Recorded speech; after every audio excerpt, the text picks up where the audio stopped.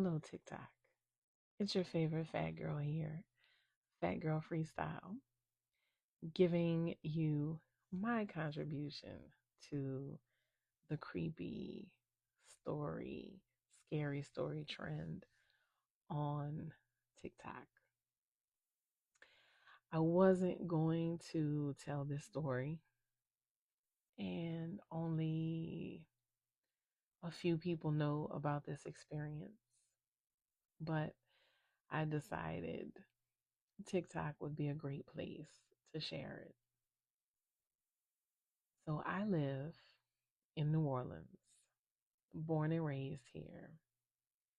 And as you all know, New Orleans is one of the most mystical cities in the country. There's a lot of stuff that takes place here. Some can be explained, some can't.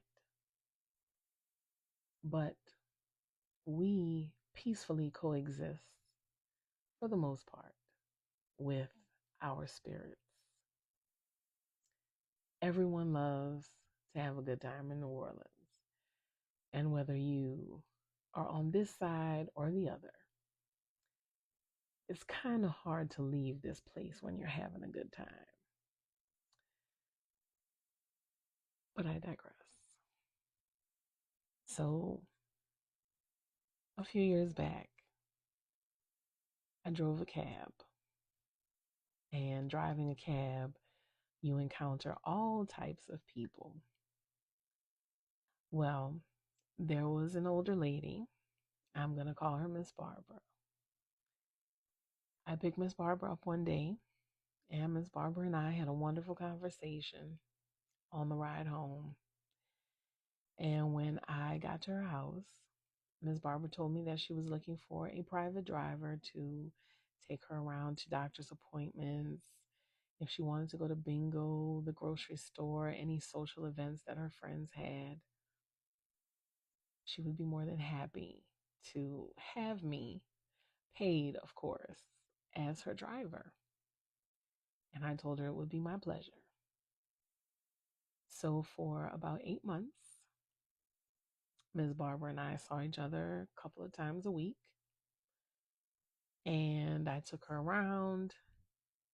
She shared stories of her life growing up in New York, why she moved to New Orleans, how much she loved New Orleans. Told me about her husband who was deceased. She told me about her son as well. But for the most part, she was in New Orleans by herself. And she lived in the Garden District in a big, beautiful home on Britannia Street. And if you know anything about the Garden District and what the homes look like, they are some of the most beautiful places you'll ever want to see. A lot of them are, 100+ years old. And I believe Miss Barbara told me that her house was at the time, I think, 125 years old. So you could imagine how beautiful it was. It had a big, beautiful porch, columns, whole 9 yards. So it wasn't unusual for her to go a few days without contacting me. So this particular week, I hadn't heard from her. It was like by Wednesday or Thursday, I was like, oh, I haven't heard from Ms. Barbara. She'll probably call me by Friday or Saturday because that was usually the norm. If I didn't hear from her during the weekday, normally by the weekend she would call. Well, it gets to Thursday and I get a phone call from her son. It was a very brief conversation, and he just simply told me, I need you to go to the store for my mom. He says, I left a note, a grocery list, and money in the mailbox. I said, okay, no problem. I'll go and retrieve it, and I'll go to the store. Still not thinking. I said, well, maybe she's under the weather, or, maybe he's in town visiting. I don't know. But I went to her house. And the first thing I noticed was a pile of newspapers on her porch. And this was a time when newspapers were still being delivered. And I knew that Miss Barbara faithfully read her newspaper every morning, along with her cup of coffee on her porch. So seeing the newspapers piled up, I knew something was off.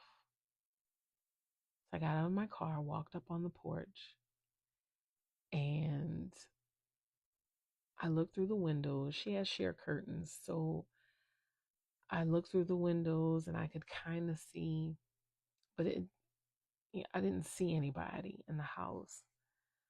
So I went to the door, rang the bell a couple of times, didn't get a response. So I started knocking. Keep in mind, it's a big, heavy door. So I'm knocking very, very hard. And I'm saying her name, Miss Barbara, Miss Barbara. No response. And she didn't drive. So she didn't have a car. So it wasn't like there was a car sitting in the driveway or on the street or anything. So I said, well, something was nudging me, like, don't leave, don't leave. So I called the house a couple of times, didn't get an answer. So I said, well, I'm going to call emergency services. I said, but let me try the knob, see if it's, open. Door's locked. So I called 911 because I want them to come and do a wellness check. Well, I'm turned with my back to the front door on the phone with EMS, emergency services, giving them the information, telling them I need them to do a wellness check, giving them the address. And I hear the door unlock and I hear the knob turn. Again, this is a big, old, heavy door. So there's no mistaking what the lock and the doorknob sound like when it's turning. And I told the dispatcher, I said, oh, she just came to the door. And I turned and nobody was there. But that door was open. So I pushed it open and I started saying Miss Barbara's name. And to my left, I heard a moan. It was very low, but it was a moan. So I walked in, and just past the sitting area, Miss Barbara was on the floor. So I tell the dispatcher, I'm like, oh my goodness, she's in here. She's on the floor. Something happened. So I go to her. I'm holding her hand. Emergency services arrive, take her to the hospital. Thank God she's okay. She'd had a fall, bumped her head, knocked herself out, and she had been there actually a couple of days, going into the third day by the time I got there. So when she's recovering, she asked me, how did I, come to just like show up at her house? I said, Miss Barbara, your son called me and told me to come. He needed some groceries. He left a note and money in the mailbox. And she looked at me in disbelief and she goes, my son called you.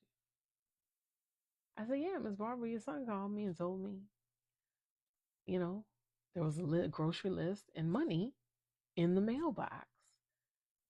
And, go and pick it up. And she's looking at me like, what? She's looking at me like I'm crazy. And I feel a little weird because I'm like, your son called me, Miss Barbara. Hold on for part 2.